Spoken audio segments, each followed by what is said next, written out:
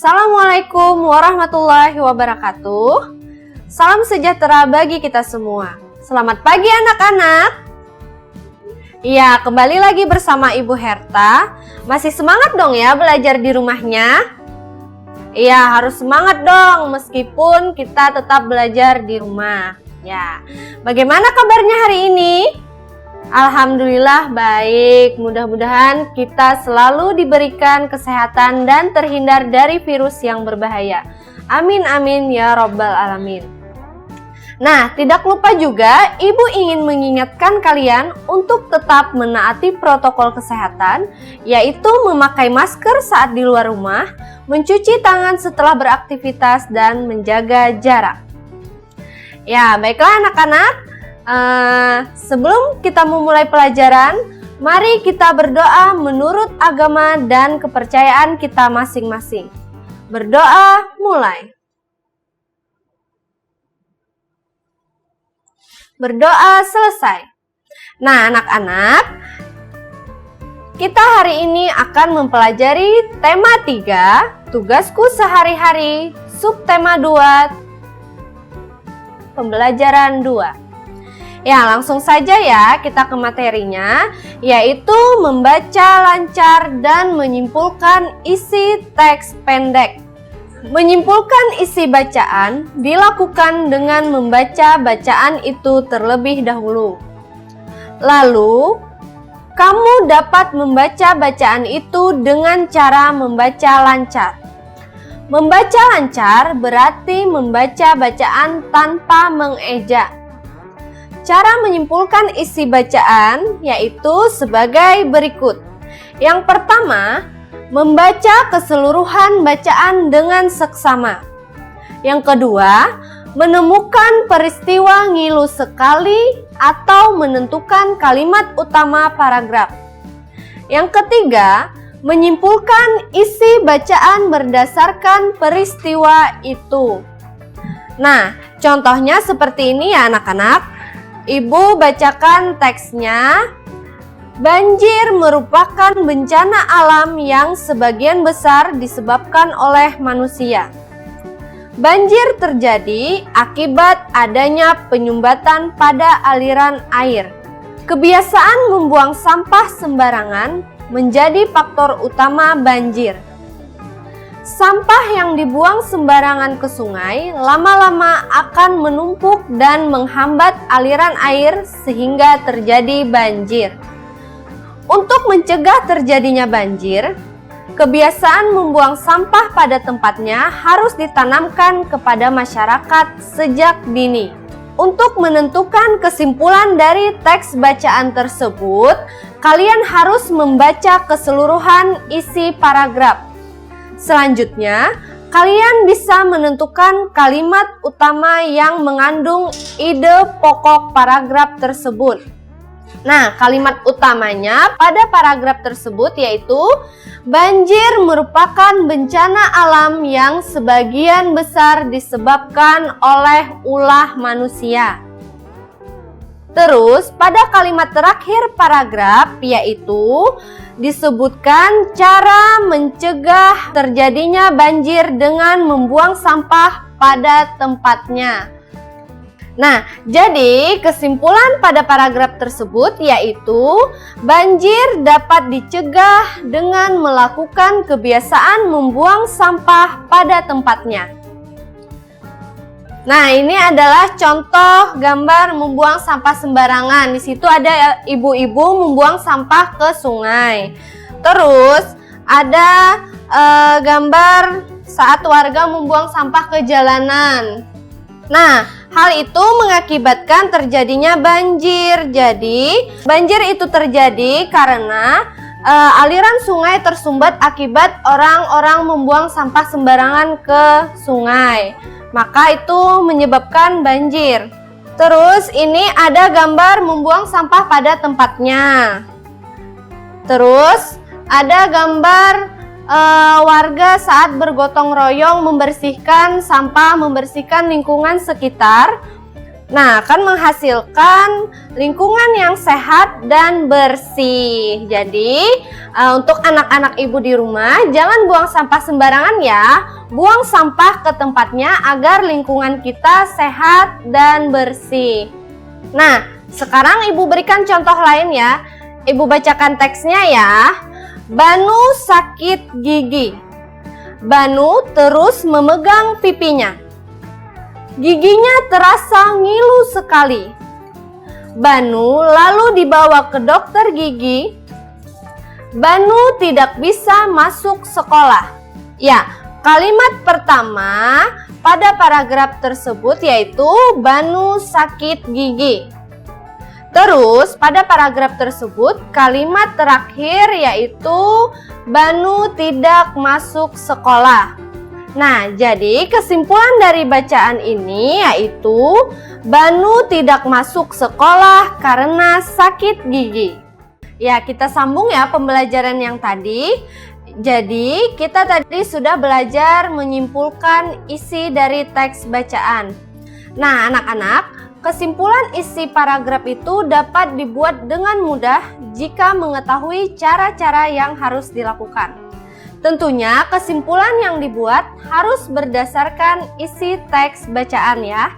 Ya, bagaimana anak-anak? Mudahkan menyimpulkan isi dari teks pendek? Ya, mudah-mudahan kalian dapat memahaminya ya. Nah, baik, kita lanjutkan ke materi berikutnya yaitu kerja bakti. Kerja bakti adalah suatu kegiatan yang dilakukan secara bersama-sama dan bersifat sukarela agar kegiatan yang dikerjakan dapat berjalan dengan lancar, mudah, dan ringan.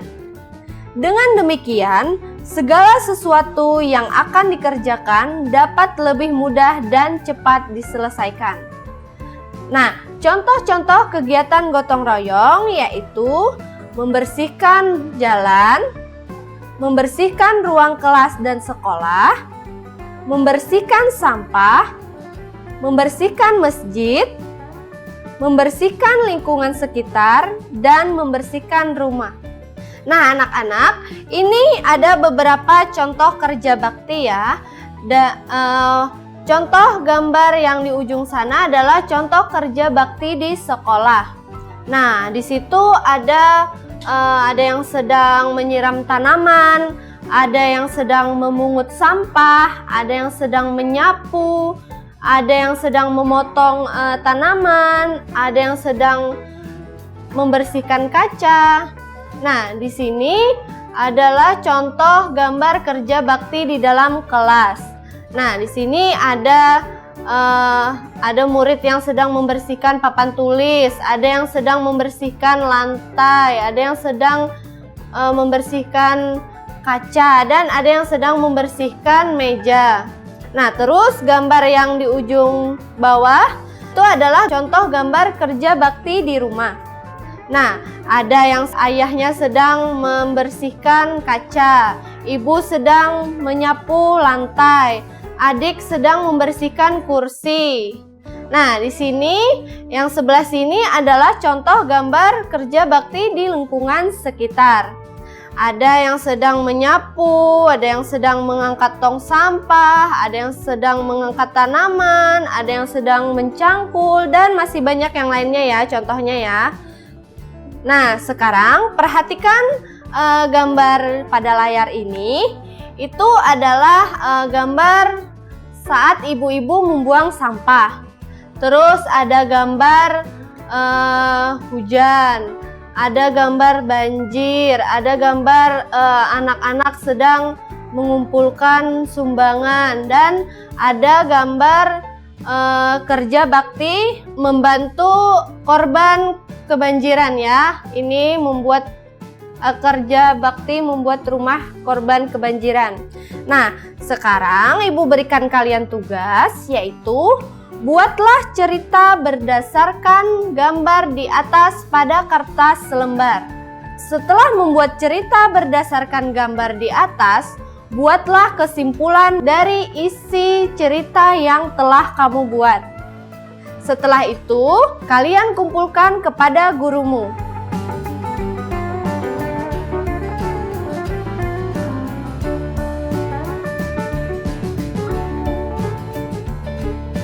Nah, kita lanjutkan ke materi berikutnya ya, yaitu mengelompokkan individu berdasarkan jenis kelamin. Ya, jenis kelamin ada dua, yaitu laki-laki dan perempuan. Masing-masing mempunyai ciri-ciri yang berbeda. Baik itu ciri fisik. Ciri fisik itu dari segi rambut, ada rambutnya panjang, ada rambut pendek. Terus dari perilakunya, ada yang jahil, ada yang pendiam, ada yang cerewet, ada yang suka main bola, ada yang suka main boneka, dan masih banyak lagi yang lainnya ya. Terus juga dari pakaiannya, ada yang suka pakai kaos, pakai dress, ada yang suka pakai celana, ada yang suka pakai rok, kerudung, peci, sarung, dan lain-lain. Nah, Ibu berikan contohnya ya, seperti Dito dan Rini ini. Nah, Dito adalah anak laki-laki, rambutnya pendek. Dito memakai celana. Dito suka main sepak bola. Nah, sekarang Ibu akan berikan contohnya ya, seperti Dito dan Rini. Yang pertama, Dito adalah anak laki-laki, rambutnya pendek. Dito memakai celana. Dito suka main sepak bola. Nah, yang kedua, Rini adalah anak perempuan, rambutnya panjang. Rini memakai anting dan memakai rok. Rini suka main boneka. Nah, Ibu ulangi ya contohnya. Dito adalah anak laki-laki, rambutnya pendek. Dito memakai celana. Dito suka main sepak bola. Rini adalah anak perempuan, rambutnya panjang. Rini memakai anting dan memakai rok. Rini suka main boneka. Nah, selanjutnya Ibu akan memberikan kalian tugas. Tugasnya yaitu kalian buat tabel seperti pada layar di sini ya. Kalian buat tabel, setelah itu kelompokkan teman-teman di kelasmu berdasarkan jenis kelamin, perilaku, dan pakaiannya.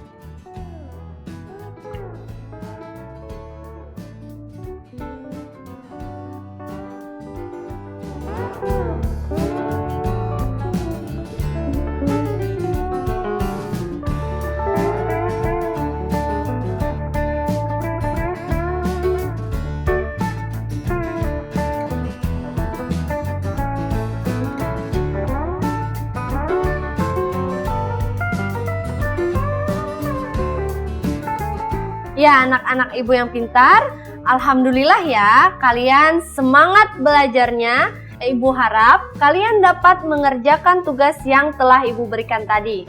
Nah, anak-anak, jadi kesimpulan dari pembelajaran kita hari ini, tadi kita sudah membahas tentang membaca lancar dan menyimpulkan isi teks pendek. Di mana untuk menyimpulkan suatu teks bacaan, kita perlu membaca keseluruhan isi teks tersebut dan menemukan peristiwa serta menentukan kalimat utama pada paragraf tersebut. Ya, setelah itu kita juga membahas tentang mengelompokkan individu berdasarkan jenis kelamin.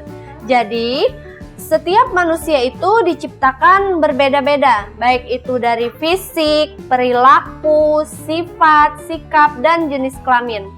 Seperti tadi Ibu sudah jelaskan dan contohkan kalau perempuan itu berambut panjang, memakai anting, memakai rok, suka main boneka, dan lain-lain. Terus laki-laki tadi rambutnya pendek, memakai celana, suka main sepak bola.